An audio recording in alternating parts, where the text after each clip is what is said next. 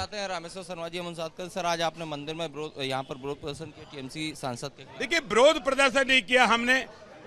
अब विरोध प्रदर्शन नहीं किया। विरोध प्रदर्शन नहीं किया हमने। माँ काली से आराधना प्रार्थना की है कि हे जगत जननी तू दुष्टों को माफ कर, और ममता बनर्जी से हमने प्रार्थना की है कि जो काली का स्वरूप आप बताइए सत्संग जी पाठ में ये है क्या जो आपके सांसद ने बोला है? ये अगर है तो आप भी ट्वीट कर दीजिए, और नहीं है तो आप भी माफी मांगिए, आपके सांसद से माफी मंगाइए। हिंदुस्तान के हिंदुओं को उग्र मत करिए, हिंदू देवी देवताओं का अपमान मत करिए। अगर आप हिंदू देवताओं का अपमान बंद नहीं करेंगे तो कांग्रेस का हर्ष पूछ लीजिए, सपा का हर्ष पूछ लीजिए, बासपा का हर्ष पूछ लीजिए, जापा का हर्ष पूछ लीजिए, और ये पूछ लीजिए कि इन दलों की क्या दुर्गति हुई है। इसलिए आपसे प्रार्थना है कि आप देश से माफी मांगे, अन्यथा इसके गंभीर परिणाम होंगे। फिल्म मेकर ये कह रही है इतने बड़े लोकतंत्र में वो अपने आप को असुरक्षित महसूस कर रही है। फिल्म मेकर ये कह रही है वो इतने बड़े लोकतंत्र में अपने आप को असुरक्षित महसूस कर रही है। लोकतंत्र है तभी तुम्हारी बदतमीजियां चल रही हैं।